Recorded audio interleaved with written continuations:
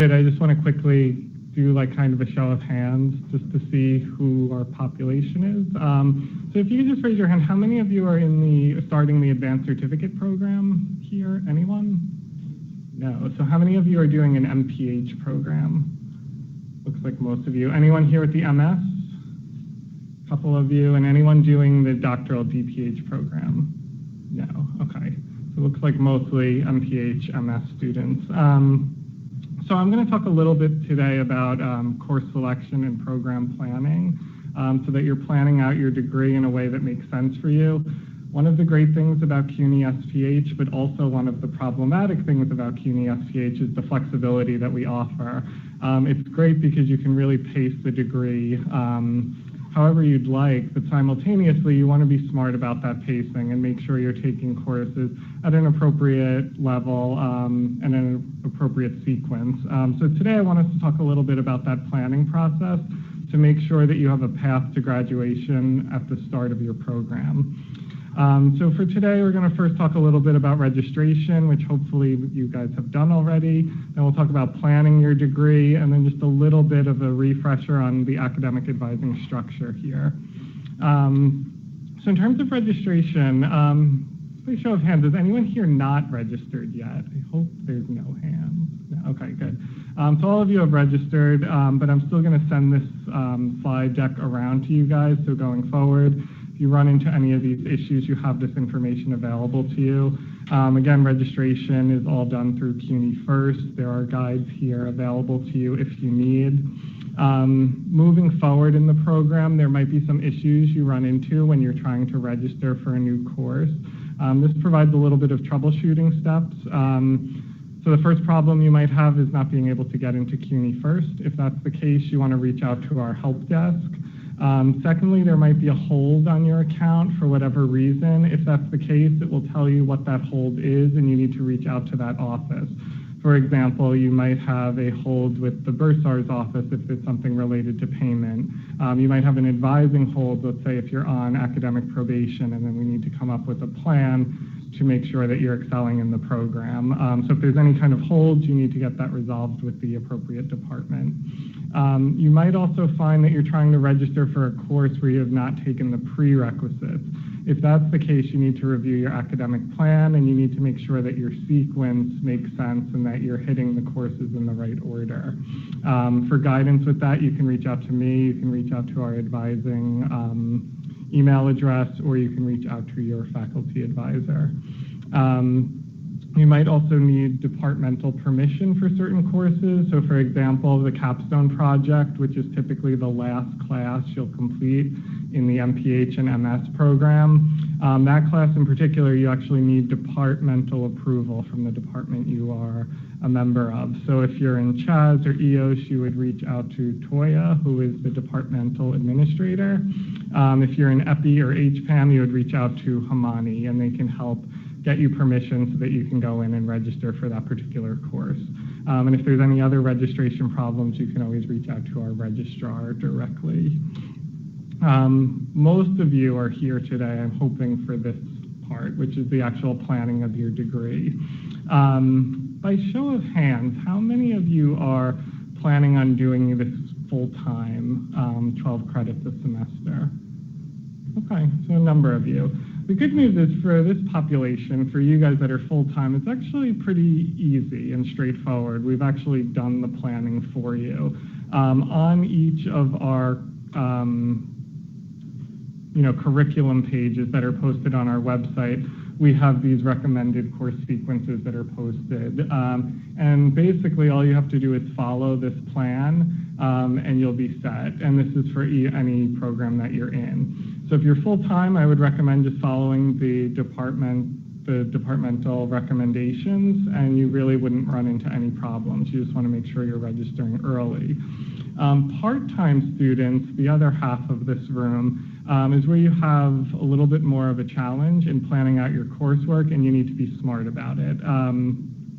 So part-time students, what I would recommend is that you actually fill out one of these program of study worksheets. A couple of you in this room, actually, I have met with.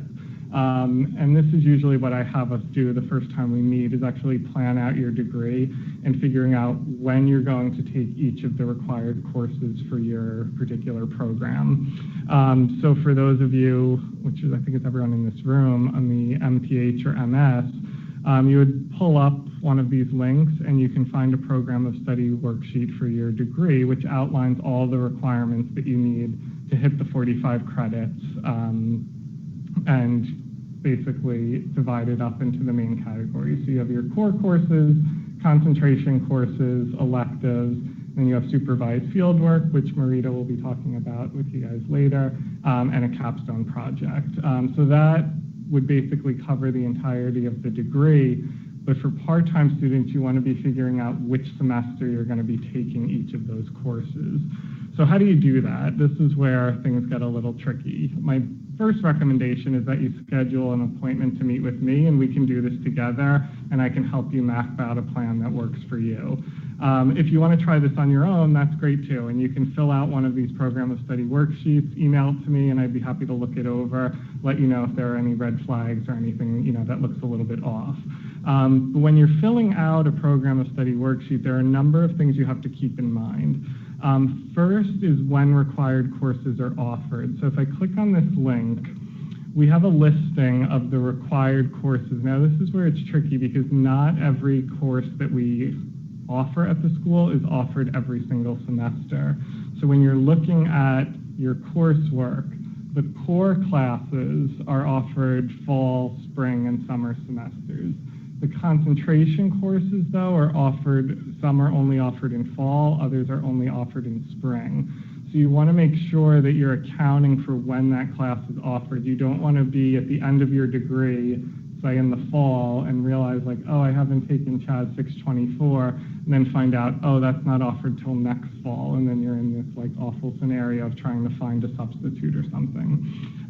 So I recommend early, for those of you that are part-time students, figuring out every course and mapping out which semester you're going to take it. This sequence that I have a link to there will show you whether it's offered during the fall or spring so that you can account for it in your plan. The other thing you want to look at is the recommended course sequences. So for example, this document is for the MPH and EOS, and this kind of can give you a little bit of an inkling of how the department would recommend structuring the degree. It's worth looking at that as well. And then finally, you want to make sure you're looking at the course prerequisites, that you're taking the prereqs before the course itself, because you're going to run into a registration problem if you don't account for that. It's not going to let you register unless you have departmental permission or you fulfilled the prerequisites. And then finally, and I guess this one's a little more obvious, but those of you that are part-time, you want to make sure you're pacing it appropriately. If you work full-time, many of our full-time students will take 2 to 3 courses a semester. So what will that look like for you? Basically, at the end, you want to come up with something like this. So this would be a student who's doing her MPH in community health and education, and you can see here she mapped out, which semester and which year each of those courses will be taken. And in this scenario, she would graduate by spring of 2021 if she's taking roughly 2 courses a semester, taking a few in summer, and 1 semester she has to take 3 courses. But again, this was mapped out early. She knows more or less when she's going to graduate, and that's all planned out ahead of time. I find there are some students who are great at this, but then there are other students who kind of drift through the program, which I do not recommend. I would recommend you do this early into the program. You can always reevaluate and reassess. You might find your first semester, you tried for 3 classes, it was too ambitious, it was difficult, and then you might want to reevaluate and say, okay, I want to move a little bit more slowly, maybe I'll do 2 classes a semester. How can I get to graduation in a time that works for me? And then just in terms of the academic advising structure here, so you have access to a couple of different people. You have access to me. who works here as a staff advisor, so I can answer any questions you have about, planning your degree. But you'll also likely want to reach out to faculty members, especially when you start to plan for which electives you want to take, as you start preparing for your practicum, as you start preparing for your capstone project. So first couple of weeks of the semester, you'll get an email from me letting you know who your faculty advisor is. And again, your faculty advisor can help with those more concentration-specific questions that you might have later into the degree. So just as a refresh, staff advisors can help you, look that you're on track to graduation. You can always schedule an appointment to meet with me here. And if you ever have questions about policies, procedures, reach out to me and I'd be happy to at least point you to the right direction. And again, your faculty advisor will be great when you have those long-term career and curriculum-specific questions related to your specific program. So again, you'll get an email from me. Just make sure you set up your SPH email account because that's where the email is going to go. And moving forward, that's going to be our default contact info for you. And just a couple of next steps I just wanted to point out while you guys are here, things you should start thinking about. One is if you need to order textbooks. It sounds like all of you guys are already registered. You can order textbooks at the SPH bookstore. This fall, you'll want to watch out for that email from me and introduce yourself to your faculty advisor, set up a time to meet with them so that you are getting to know each other early into the program. You should also know we have free writing assistance and tutoring services available. We have library services available. And halfway through the semester, you'll definitely want to check in with your faculty advisor as you start to prepare for the spring semester. Start to think about what courses you want to take moving forward. And then finally, we also have career coaching, which is available. I recommend you reach out to them early too. So you're starting to think beyond just your time here at SPH, but when you leave SPH, what do you want to do then, right? So I know I covered a lot here, and it's probably a lot of your questions are specific to you as an individual and what your unique plans, goals are. So I recommend, if you haven't already, set up a time to meet with me so we can plan out your degree if you need any help with that. You can also email me a draft plan. I'd be happy to look it over, at least give you some feedback on it. But in the meantime, are there any sort of general questions? I'll also be here at the end if any of you do have. Yeah. Mm-hmm. Yep.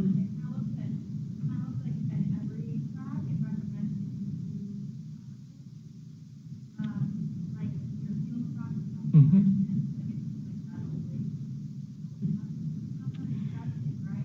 Yeah, so the reason for that is the full-time plans are geared towards trying to get the degree done within 2 years.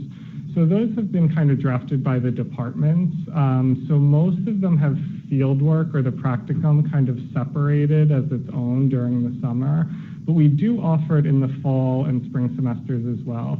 Marita, who will be up in a bit, can talk about sort of the advantages and disadvantages of either one. Just to give you a quick kind of overview, so in the summer you have less time, you have 8 weeks to complete it.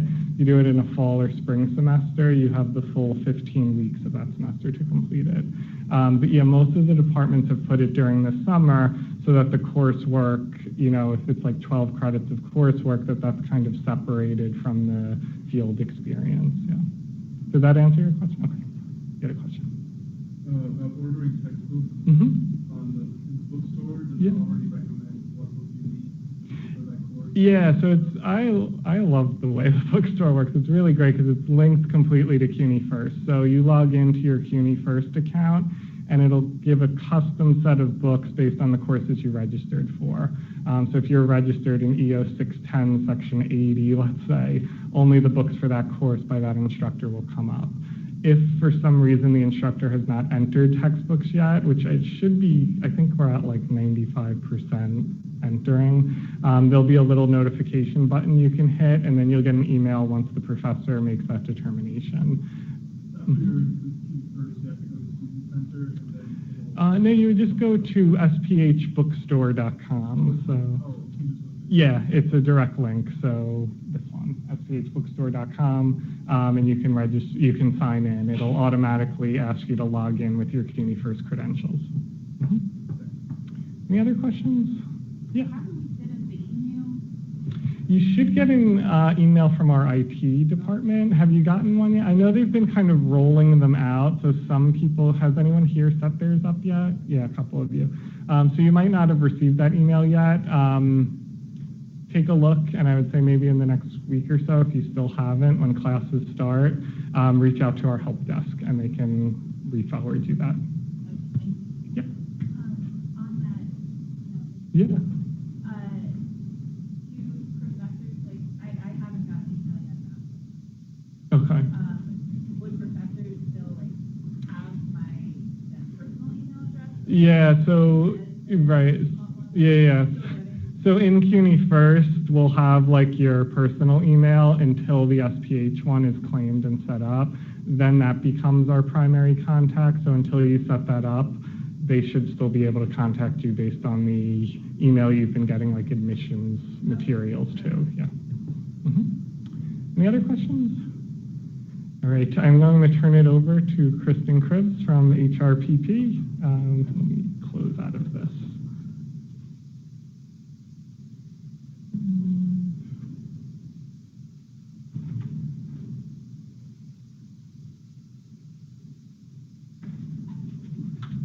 This is you, right? Great, yeah.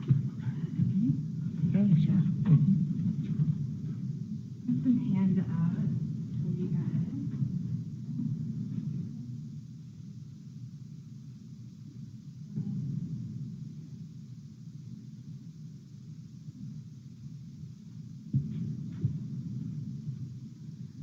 All right, well, welcome everyone and congratulations.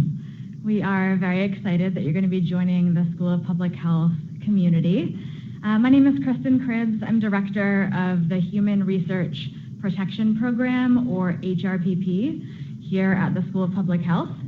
I'm also currently a Doctor of Public Health student here in Health Policy and Management, so I was in your shoes not too long ago, and I know what it's like to be a student.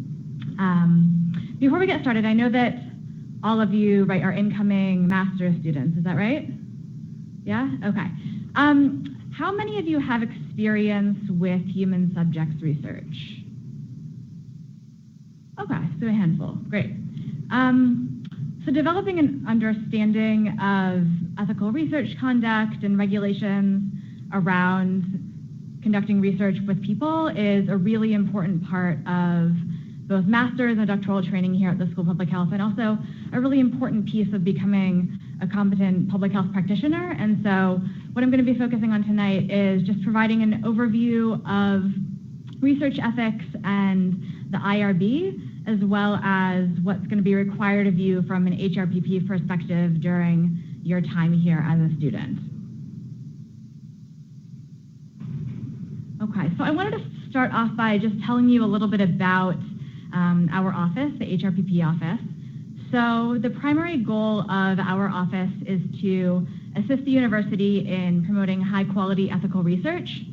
And we do this in a couple of different ways.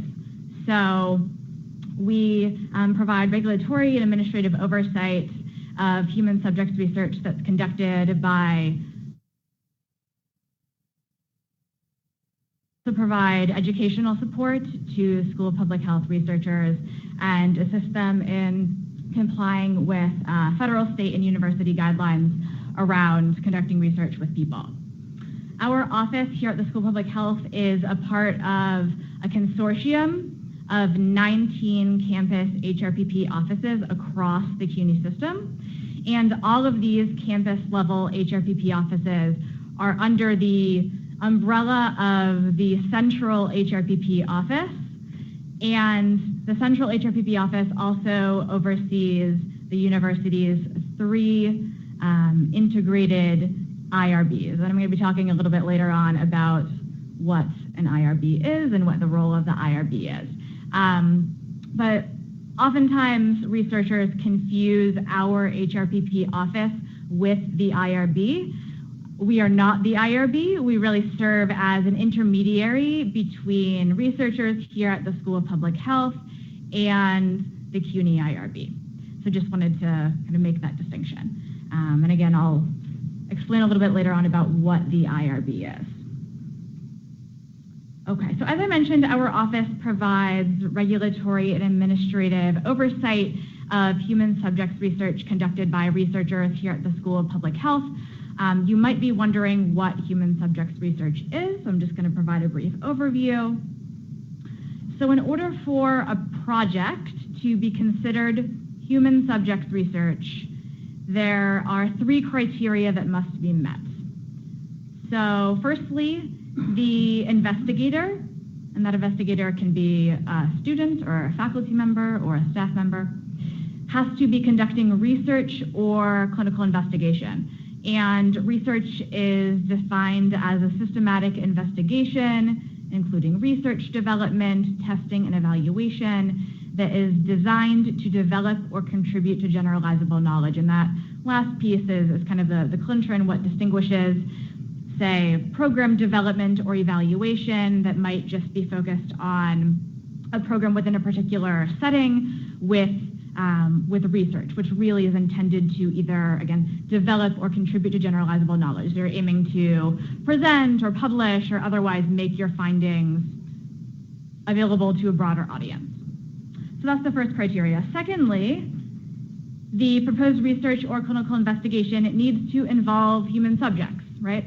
And a human subject is defined as either a living individual about whom an investigator conducting the research either obtains data through intervention or interaction with the person or obtains identifiable private information. So you can be conducting human subjects research and not have any interaction with a person, but you might be using data that contains identifiable information, so that person's name or their address or their telephone number, etc. So the research has to involve people. And then thirdly, CUNY has to be engaged in the research. And if you are conducting the research, you are an affiliate of CUNY, so CUNY is engaged. So those are the 3 criteria. All human subjects research that's conducted has to go through our office and the IRB and be reviewed by, again, our office and the IRB before you can begin any work. And this is in accordance with federal regulations and also institutional regulations. And I'll get into some of the nitty-gritty a little bit later on. But for now, just know that all human subjects research is reviewed by our office and the IRB. Okay, so why do human research participants need protection? Anybody have any ideas about why this matters? Yeah. Is that because of many events throughout history, especially in America? Yep. Any other ideas? Thoughts? Yeah, well, that was spot on. So throughout history, there have been, unfortunately, countless examples of instances in which people have been subjected to severe physical and psychological trauma and harm in the name of research, right? So one of the most infamous examples was during World War II, when German physicians conducted medical experiments on thousands of concentration camp victims and prisoners without their consent. And many of these individuals who were subjected to these experiments either died or became permanently disabled as a result of their involvement in those experiments. Another well-known example that you may have heard of was the Tuskegee syphilis study. And this was a study that took place between 1932 and 1972, in which the U.S. Public Health Service conducted the study with 600 low-income African-American individuals, 400 of whom were infected with syphilis. During the study period, these folks were monitored. So for 40 years, they were monitored, and they received free medical examinations during that time period.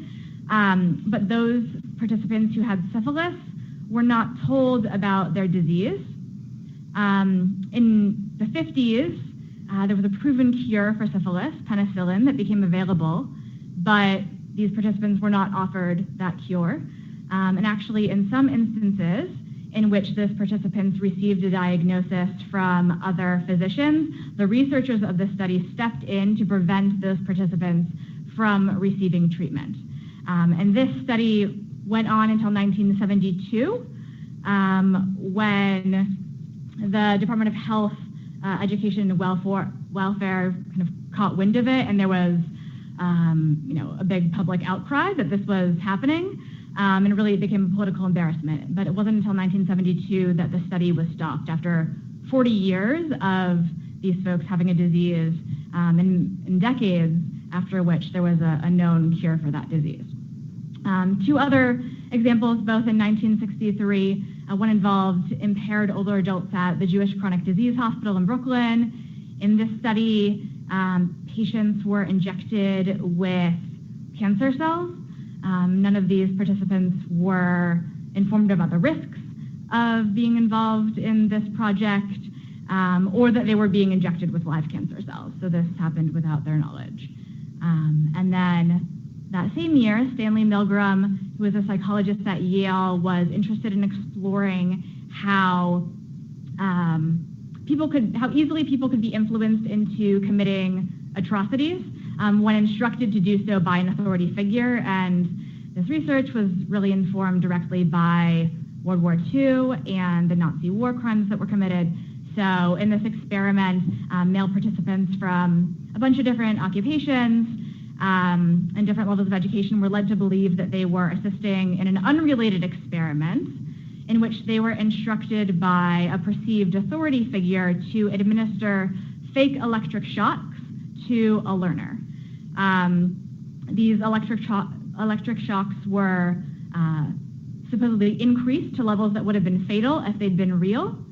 And the study ended up finding that a large proportion of these participants obeyed the instructions to administer higher and higher levels of these fake shocks to the learner, even though some of them were reluctant to do so. So in this example, participants didn't necessarily sustain physical harm, but they were deceived about the purpose of the study and the nature of their participation, and they suffered severe psychological harm as a result of being involved in this project where they were behaving really inhumanely towards other people. So there have been a lot of important milestones for the advancement of research ethics as a direct result of a lot of these instances in which human rights and the rights of participants in research were violated. So as a direct result of the military tribunal following World War II, the Nuremberg Code was established in 1947. And this code outlines guidelines for the ethical treatment of human participants in research. The code doesn't carry the force of law, but it was really the first international document that advocated for voluntary participation in research and informed consent.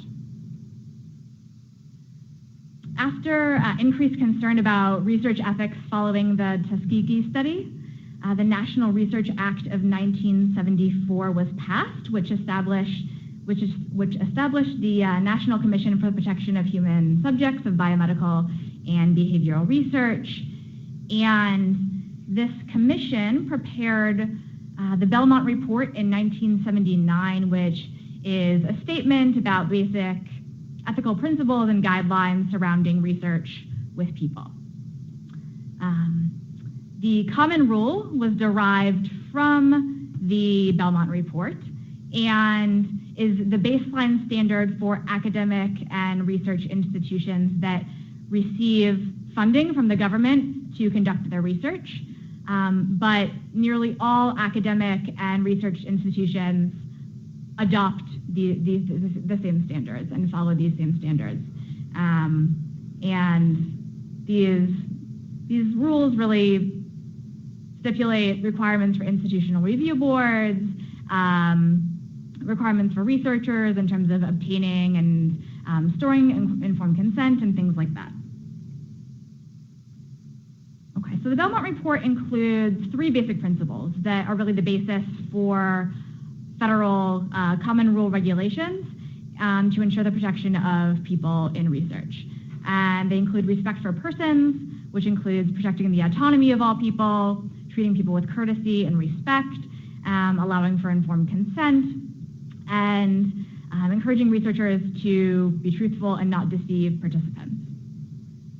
The second is beneficence, and this principle is really guided by the philosophy of do no harm, and maximizing benefits for the research project while minimizing risks to potential participants of that research. And then the third guiding principle in the Belmont Report is justice, and this really has to do with ensuring that study procedures are reasonable, they're not exploitative, and that there's fair distribution of costs and benefits to potential participants. Okay, which brings me to the IRB. So each institution or agency is required to establish a committee called an institutional review board.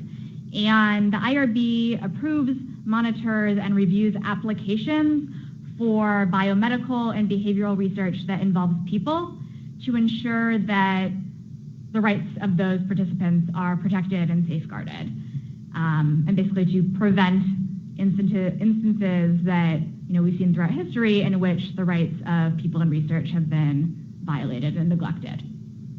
IRBs have the authority to approve, require modifications to, or disprove proposed research applications. And here at CUNY, we have 3 what are referred to as university integrated IRBs. So these are 3 IRBs that represent and review research across all CUNY campuses at the university. Okay, so there are various stages and levels of review for human subjects research here at CUNY. When a School of Public Health researcher, so whether it be a faculty member, a student, or a staff member, submits an IRB application, it comes to our HRPP office.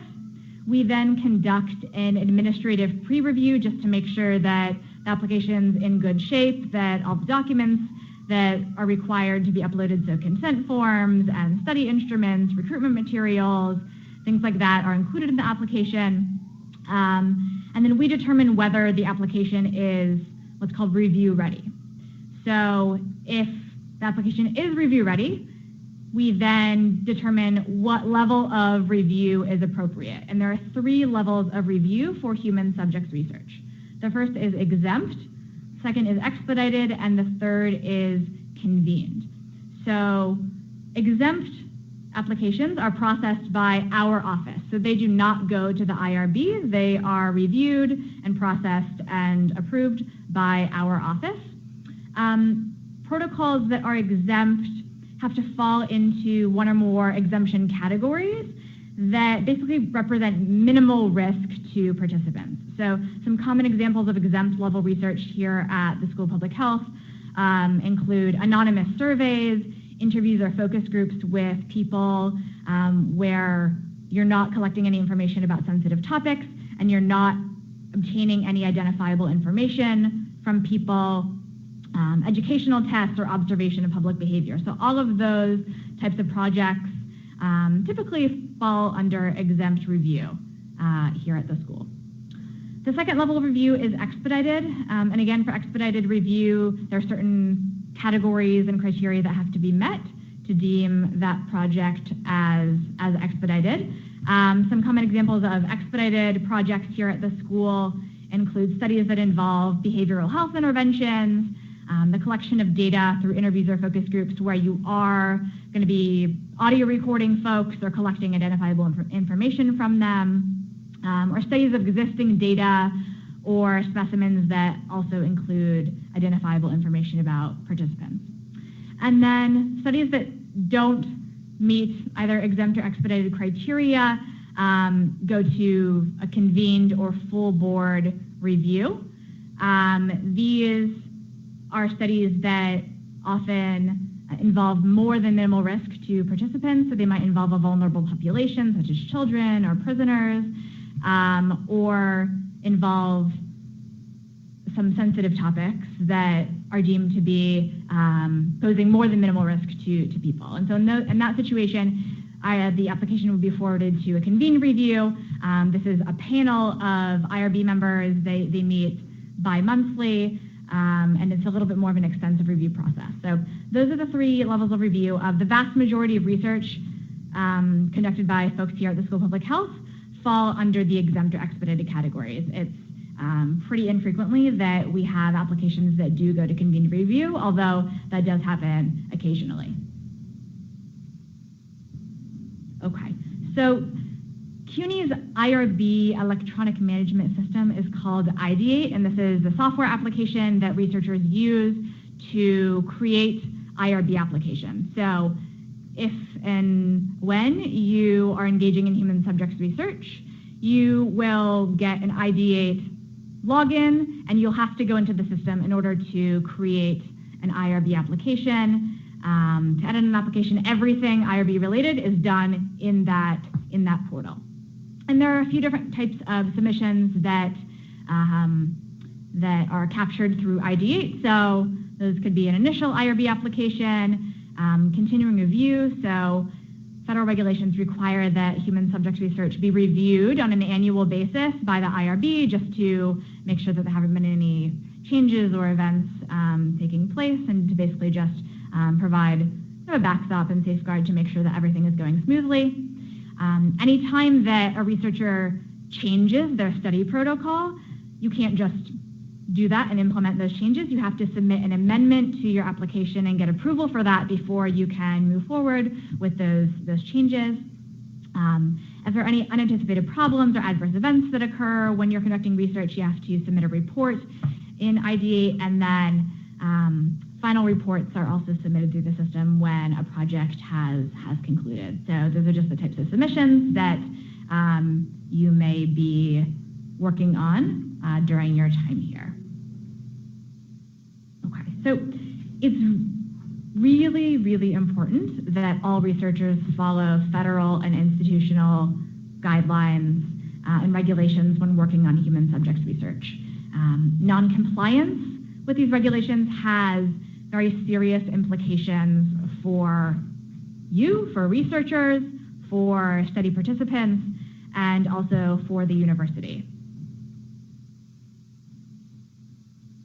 So non-compliance is basically when research involving people is conducted in a manner that either disregards or violates federal regulations or the policies and procedures of the IRB or institutional policies governing human subjects research. So these are just some examples of non-compliance that sometimes do arise and are problematic.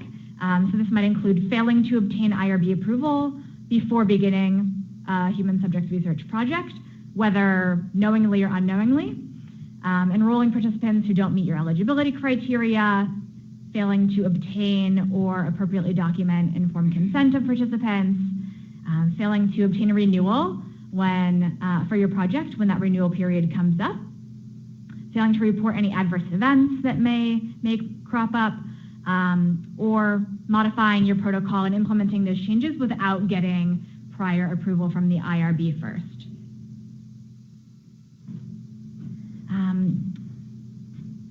If researchers are found to be non-compliant, there are varying levels of sanctions that may be subjected to depending on the nature of that non-compliance and the severity.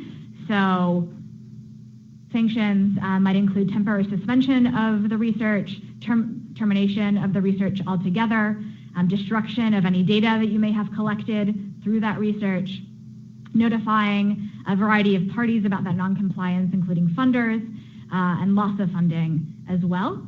Additionally, non-compliance may also be reported to federal authorities, which may have implications for your receipt of future funding down the line from the government. So there's some pretty serious implications for non-compliance that may occur and that unfortunately have occurred. So just important to be aware of what it means to be compliant and what it means to not be compliant, and certainly questions about that to come speak with us and be in touch with our office. Alrighty, so what does all of this mean for you as a student? So to recap, compliance with federal and institutional regulations surrounding human subjects research is really important. Again, all human subjects research that is conducted by school public health researchers has to be reviewed by our office and the IRB before you begin any work. All researchers also need to complete required training in human subjects research through a program that we use called CITI. You might be required to do this as part of your classes, and certainly if you're going to be initiating any human subjects research projects or involved in any human subjects research with a faculty member or a staff member, you're going to need to complete this human subjects research training. And I'd encourage you guys to actually do that sooner rather than later, because you will need to provide that documentation when you're involved in any human subjects research projects, and so it's better to just kind of get that out of the way in advance so you don't have to worry about it down the line. That certification is good for 3 years, so it should cover you for a while, and there are links to the program through our website, which you can go to. Before you begin any research, whether it be research for a class, an independent research project, maybe work with a faculty member, or your practicum project, I would encourage you to complete our human subjects research assessment form. And this is an internal form that our office has developed to collect information about proposed research projects. Our office will review those entries and then let you know whether your project is human subjects research or not. If it is, we'll provide you with some information on next steps and kind of what you need to do to get the appropriate approvals before you begin any work. But it's just a good idea, especially for those of you who don't have as much experience with human subjects research, to be completing that form really before you begin any type of research project to get our determination and get guidance around what your next step should be. Sidebar here, all master's and doctoral students need to complete this form before enrolling in the practicum class. And Marita's going to talk a little bit about that next. But this is a requirement for all practicum students and is really just a best practice in general before you begin any research to get our feedback and guidance around that. When you are submitting an IRB application, I would really encourage you guys to start the process early. I can't stress this enough. The IRB application development and approval process can take quite a long time, especially if there are revisions that are needed to get that application review ready. So I would encourage you to submit the process or start the process at least 6 weeks in advance, but preferably earlier if you can, just to give yourself enough time to get everything in order and approved before beginning your work. And then lastly, if you have any questions or uncertain about whether your project is human subjects research, please do be in touch with us. Our office has developed a bunch of resources for student researchers to guide you through HRPP and IRB processes. This is a link to our website. It's also on the handout that I passed around earlier. I'd encourage you guys to check out the student investigators and doctoral and master's practica sections. Those include some specific information for student researchers.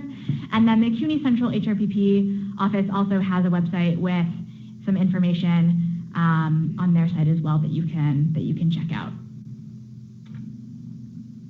Okay, so we really hope that you're going to take full advantage of all the opportunities here at the school to get involved in research, again, whether it be through a class or working with a faculty member or doing your own research. And we want that work to be successful, so would really encourage you guys to be in touch with us about any questions you have around human subjects research, HRPP, IRB processes. We are always here to help and assist and guide you. So please reach out and look forward to working with all of you. Thanks. Next up is Marita LaMonica. She's going to be talking about the practicum requirements here at the school. Yep.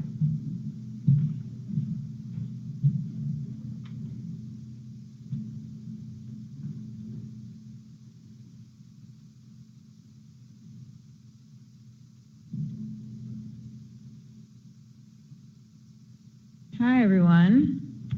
So yes, I'm Rachel and Monica. I'm from the Office of Experiential Learning.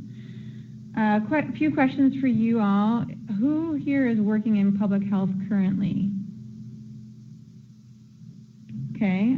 Who here falls in the category of career changers? Okay, so other people are working somewhere else within other sectors. Any other sectors you could mention where you're working right now?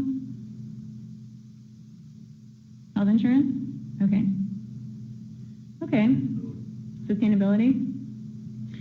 Okay, so I'm going to be talking about the practicum experience, and this comes more towards the end of your time here. And I'm asking you those questions about what you're doing right now in terms of your work, because when you get to this point in your education here at the school, this is the time when you're really thinking about, well, hopefully you're thinking about this before, but you're thinking more about what kind of skills you'd like to further outside of the school in terms of your experience or applied learning experience that you're required to do here. So the Office of Experiential Learning, which I'm representing today, was established because we are here to respond to SEAF requirements. And SEAF is the organizing body that is established to ensure that all public health schools are complying to certain criteria to stay SEAF certified. So what do? We do a variety of things for students and faculty. We maintain a database of sites where you can do your practicum experience. We also hold orientations, so you'll be hearing from us through your SPH email accounts about required orientations before you can do your practicum.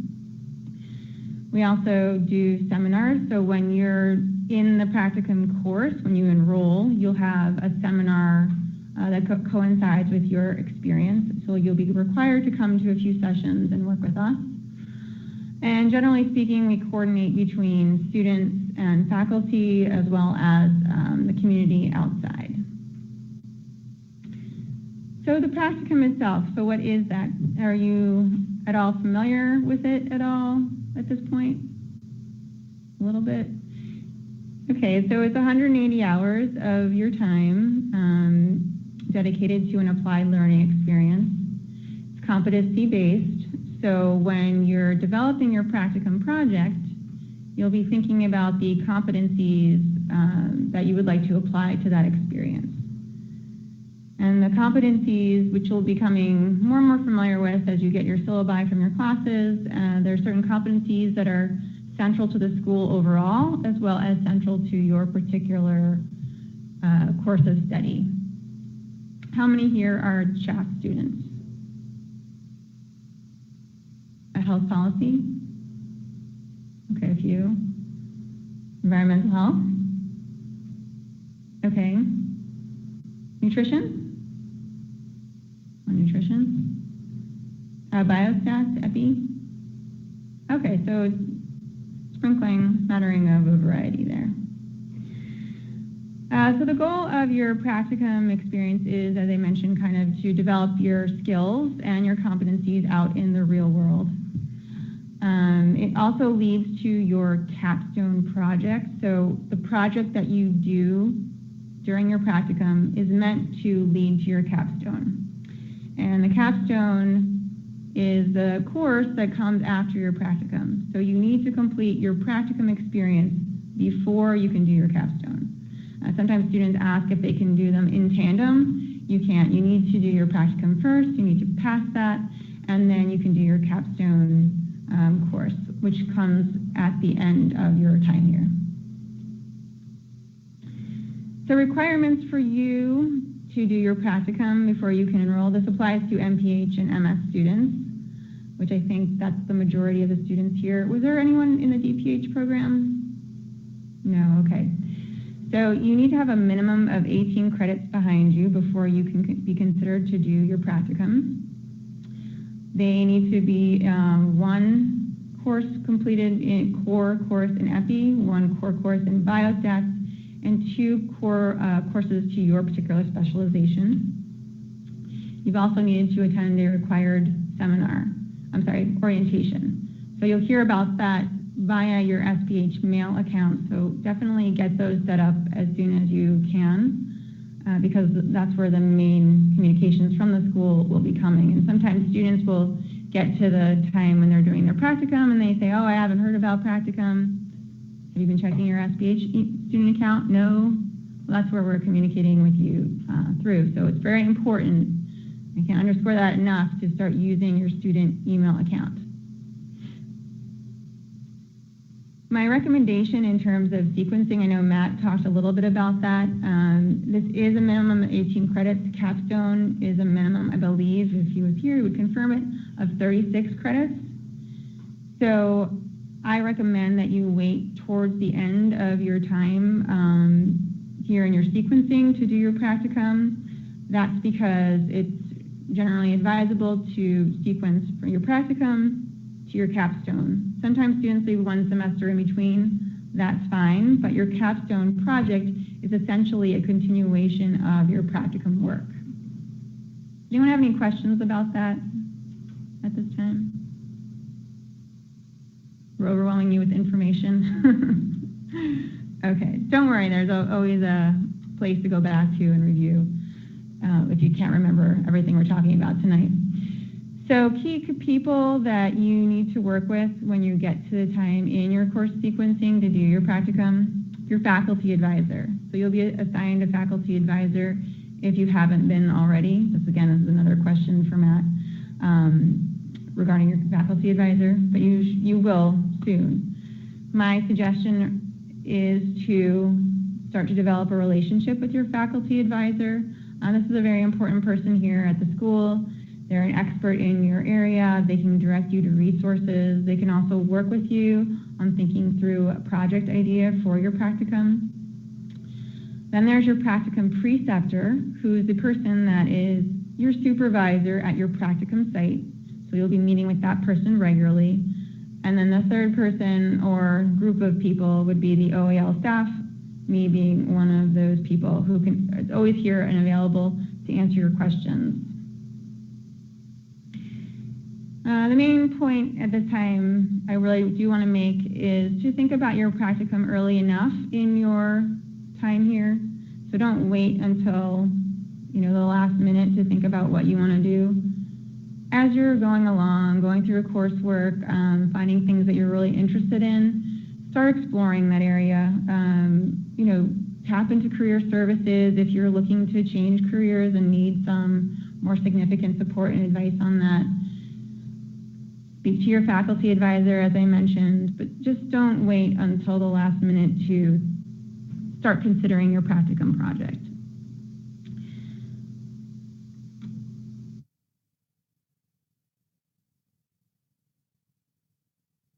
So lots of times students want to know, where do we have sites available for you? Well, they are available through the SPH website. You'll see a list of sites that we have approved as practicum placements. If you do not see a site, when you get to this time, you can start looking at that, but no need to look at it right now. But when you get to that point, when you're reviewing the list and you do not see a site of your interest, you can recommend a site to us that you're interested in, and we will work with you to gain approval for that site. Students also ask if they can do the practicum work at their place of employment.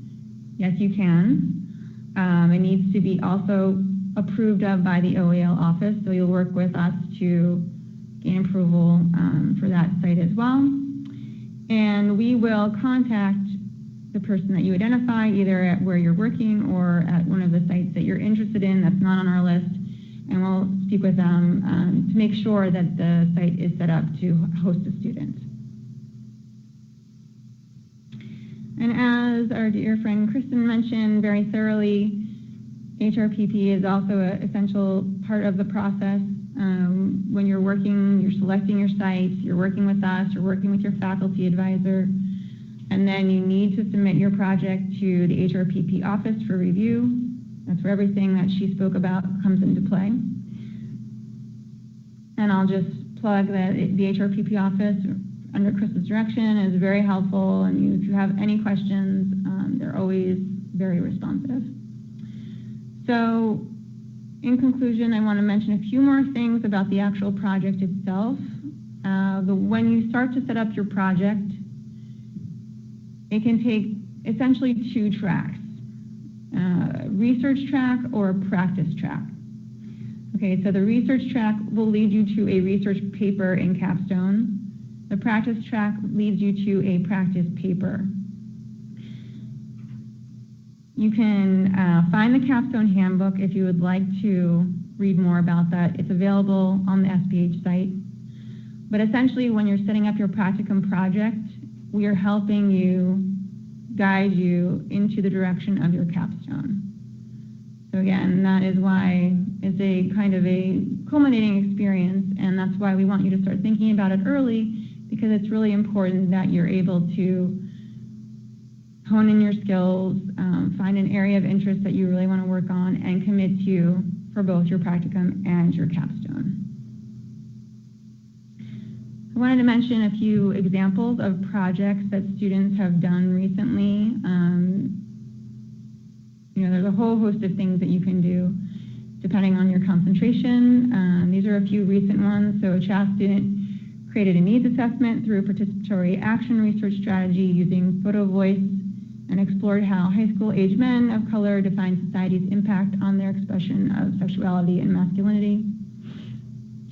As a result of that, so this student, this was her goal, and what she ended up at the end of the practicum experience, she developed materials to teach photo voice technique, and she also did a photo voice needs assessment. Those were two tangible products that she produced as a result of her practicum, and that led her into her capstone.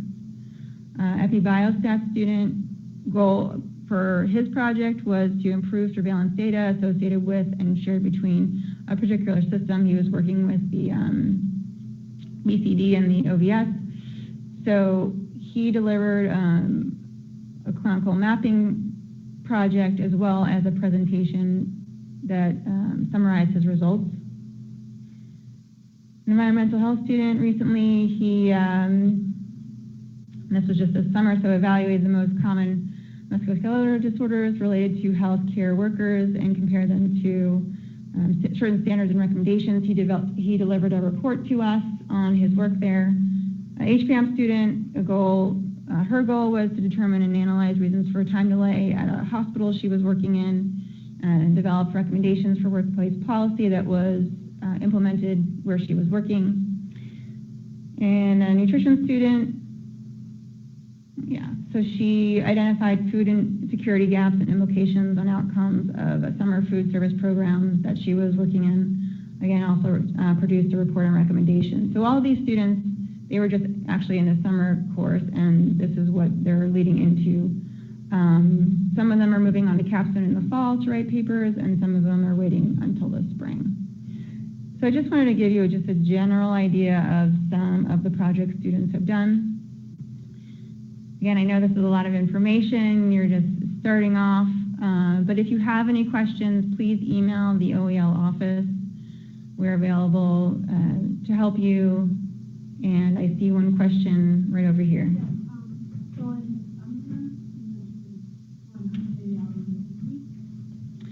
That's right. So yes, that's an important question that you're asking. Essentially, is when and how do I get this done? So summer is 8 weeks. We have this past summer actually for students who are able to develop their learning agreements, which is a document that you'll produce between yourself and your preceptor, which is essentially a project plan. If you can develop that, as well as submit your project to the HRPP office, we have allowed students to start early for the summer. So, for example, this year, students started, if they had everything in, all their paperwork completed, they could start at the beginning of May. So that gave them an extra few weeks. In the fall and spring semesters, we have also allowed students to start a little bit early if all of their paperwork is in. This year, students could start as early as August 10th if they've completed all of their paperwork.